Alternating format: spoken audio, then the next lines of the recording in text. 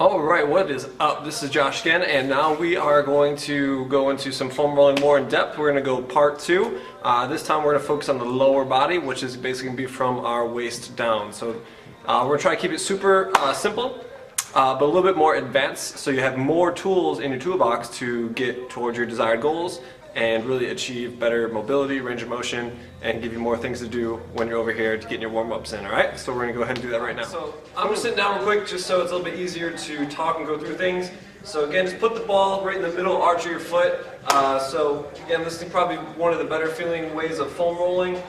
We use different tools. The ball's a little bit harder. It gets in there a little bit more. We can also use the ball in different areas, which you'll see as we continue through the course. But again, just go nice and slow, just like normal foam rolling.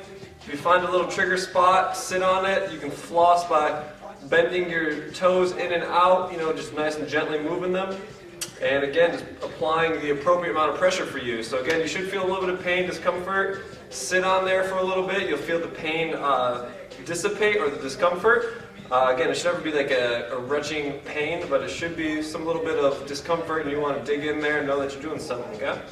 And so it's pretty simple, just go ahead and do both sides. Straight from our feet, we're going to go to our calves. So again, just put the foam roller, and again, we're going to go all the way from the back of your heel and your Achilles tendon all the way to the bottom of your knee.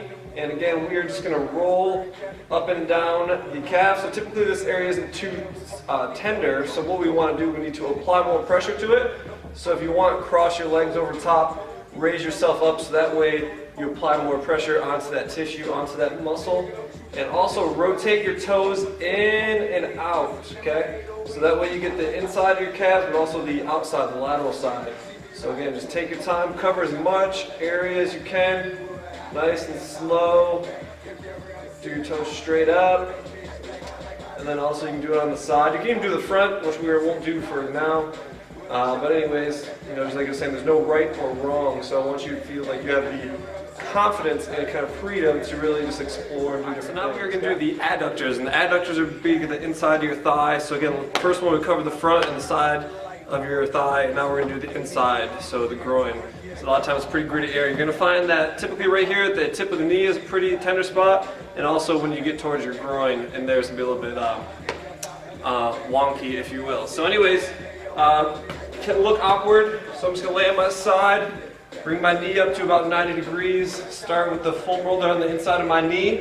And again, I'm just going to roll right to left. So that way, that roller is coming all the way in and all the way out. Again, feel free to adjust wherever you need to. Spend some time where it feels most tender. So again, typically that tip of that knee. And something even more advanced that we can get into is flossing, where we kind of lock one area down and then make the muscle lengthen and shorten as we go over top of it. So it really grinds those knots out a little bit. Like that's a pretty tender spot right there. You should make a goofy face. And again, just take your time and lock it down. So next we're going to have your hip flexor. Your hip flexor is, if you find your hip bone, you're just going to go down about 2-3 inches, kind of basically right where your pocket would be. And we're going to use the ball to get in there because it's a little bit more targeted, more dense. And again, we're just going to roll on that whole side of that hip, kind of if you were to grab and pinch your pocket, that whole kind of meaty area. So again, probably about a good 3 to 4 range of motion. So we're going to do right in the front and also a little bit to the side and the top of the hip, almost where the glute would be. So again, a little bit all through there. So to get into position, again, it feels a little bit awkward, but to get into position, it's a little bit awkward. But when you get the ball in the right spot, it really feels amazing. It can do wonders to unlock your hips. Again, having free and mobile hips help reduce, contributions from your lower back, reduce low back pain, all that fun stuff. So we're going to go ahead and again just lay face down, put the ball right towards our pocket, and again just very small ranges of motion, just really searching around. And again, you can kind of floss and change the length of the muscle through the range of motion. Right in the front, sometimes it should take your breath away. So again, just going to relax and hang out here. Apply the appropriate amount of pressure for you. And a lot of times, like I was saying, you find it really good in the side of that hip. And that's pretty tender for myself. So I'd spend some time in this position, hang out here, have a conversation. And yeah. Alright, so now we are going to go back to our glutes. We can use 2 different size balls. You can use baseballs, tennis balls. Tennis balls are a little bit too soft, so we like these kind of softball sized balls, you know, obviously the cross ball. And we're going to dig into our glutes a little bit more targeted. So this differs from the foam roller, again, because it's smaller, it's more compact. You know, this would be a step progress from the foam roller. This one would actually be even more intense, just because it's smaller, more targeted.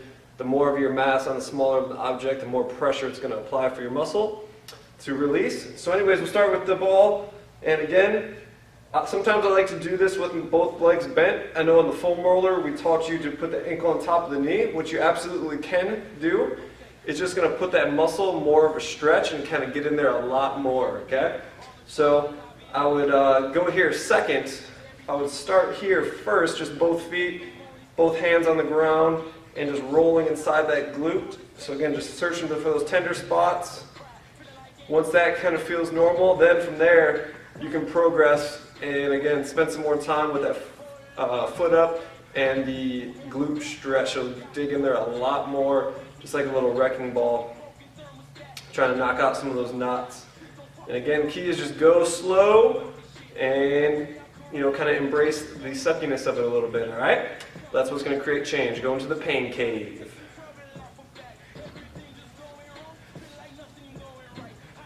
And obviously, if you want to get more intense, do the same thing with the lacrosse ball. You can really get inside those little hip rotators. Find those little spots, lock them down, and you can kind of floss again your leg range of motion in and out. All right, sweet. So now you got some extra tools to use when you come into your warm-ups. Knock them out. Feel free to use them. We want you to use them because it's going to help you perform better. It's going to help you feel better. It's going to help you move better, and really just improve your time and when you're here. So make sure you put these into practice. And if you have any questions, you know, make sure you let me know, and we'll be happy to help you out.